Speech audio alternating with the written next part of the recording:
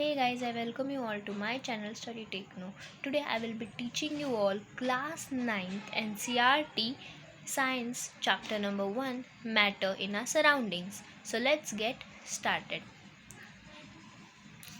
As we look at our surroundings, we see a large variety of things with different shapes, sizes, and textures.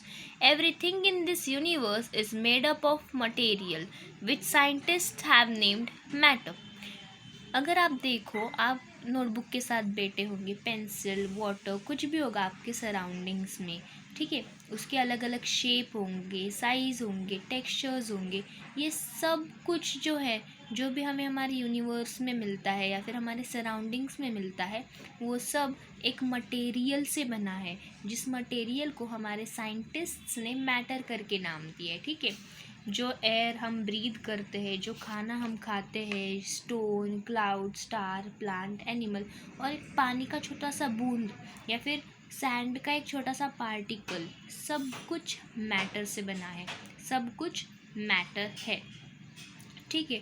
हम अब ऐसे तो नहीं ना define कर पाओगे, समझ नहीं पाओगे। एग्जाम्स में कभी कभी कन्फ्यूजन होती है कि यार ये मैटर है या नहीं। तो उसके लिए व्हाट यू कैन डू, ये लाइन याद में रखना कि मैटर जो है वो स्पेस ऑक्यूपाई करता है और उसे मास होता है। मास मतलब वेट, ठीक है। सो कभी भी अगर आप कंफ्यूज हो जाओ तो जस्ट गो थ्रू कि यार क्या ये मास ऑक्यूपाई करता है, क्या ये स्पेस ऑक्यूपाई करता है, ठीक है। अब इमोशंस अगर आप देखो तो इमोशंस मैटर नहीं होते। क्यों नहीं होते? क्योंकि वो स्पेस तो ऑक्यूपाई करते होंगे। कहाँ पर? हमारे मन में ऑक्यूपाई करते हैं स्पेस, हमारे माइंड में स्पेस ऑक्यूपाई करते हैं। रियलिटी में तो वो स्पेस ऑक्यूपाई नहीं करते, ठीक है। इसलिए इमोशंस में फिर हेट एंड ऑल एवरीथिंग, वो जो है वो मैटर नहीं है। जो स्पेस ऑक्यूपाई नहीं करता, जिसका मास नहीं होगा, वो मैटर नहीं है, ठीक है। Since early time, human beings have been trying to understand their surroundings.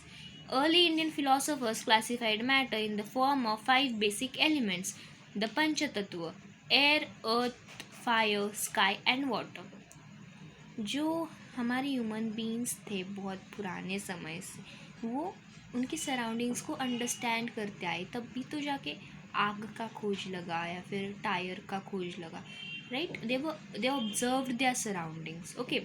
सो जो अर्ली इंडियन फिलोसोफर्स थे, जब उन्होंने मैटर को देखा तो उन्होंने मैटर को 5 बेसिक एलिमेंट्स के तौर पर क्लासीफाई किया, जिसे उन्होंने नाम दिया है पंचतत्व, जो कि है air, earth, fire, sky and water. इसे लर्न करते वक्त आप डब्ल्यू सेफ इस फॉर्मूला से भी लर्न कर सकते हो। Like you would be able to remember during your exams. Learn करने की ज़रूरत नहीं पड़ेगी। डब्ल्यू मतलब वाटर, एस मतलब स्काई, ए मतलब एयर, एफ मतलब फायर एंड ई मतलब अर्थ। बहुत ही ईजी ट्रिक है, इसे याद रखना, ठीक है। इसके अकॉर्डिंग, लाइक ये जो पंचतत्व थे, इसके अकॉर्डिंग हमारे अर्ली इंडियन फिलोसोफर्स माना करते थे कि इस यूनिवर्स में जो सब कुछ बना है, वो लिविंग हो या फिर नॉन लिविंग थिंग हो, वो सब कुछ इस 5 बेसिक एलिमेंट्स से बना है, ठीक है। और जब ये क्लासिफिकेशन आया था, लाइक जो हमारे इंडियन फिलोसोफर्स ने क्लासिफिकेशन किया था, उसी वक्त जो ग्रीक फिलोसोफर्स थे उनका भी सिमिलर क्लासिफिकेशन आया था, मतलब इससे मिलता जुलता ही आया था।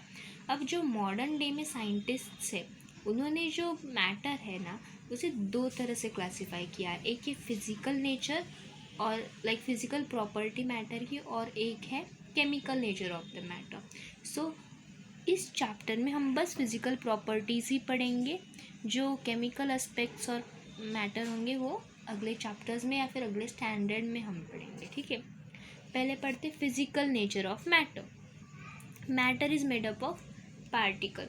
नाउ व्हाट सजेस्ट, प्रूफ कैसे होगा कि हाँ भाई मैटर पार्टिकल से ही बना है?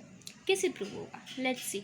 सो ये एक्सरसाइज दी है, if you want you can refer this one, but I thought that this activity would be more easier for you all, so I would be explaining this one, okay। activity 1.1, एक 100 ml का beaker ले लो, ठीक है। आधा beaker आपको, मतलब 50 ml beaker आपको पानी से भरना है और उसकी लेवल मार्क कर देनी है। उसके बाद में आपको उसमें सॉल्ट, शक्कर, कुछ भी हो, डिज़ोल्व करना है डाल के, ठीक है। आप देखोगे कि वाटर लेवल है वो चेंज नहीं होगी। क्यों नहीं होगी? ठीक है, सॉल्ट को क्या हुआ, वो कहाँ पर चला गया, और वाटर लेवल ही क्यों नहीं चेंज हुई, क्योंकि हमने पढ़ा कि वाटर में भी पार्टिकल्स है, लाइक मैटर है, जो हमारी सॉल्ट है उसमें भी तो मैटर होंगे, फिर क्यों नहीं बढ़ा वाटर लेवल, वाटर लेवल वैसे का वैसे क्यों रहा है, मैटर के साथ अगर मैटर ऐड कर दो तो वाटर लेवल थोड़ा तो बनना चाहिए, क्यों नहीं बढ़ा, ठीक है। सो उसका आंसर आपको यहाँ पर मिलेगा। When we dissolve salt in water the particle of salt get into spaces between particles of water, उसके वजह से वाटर की लेवल नहीं बढ़ी।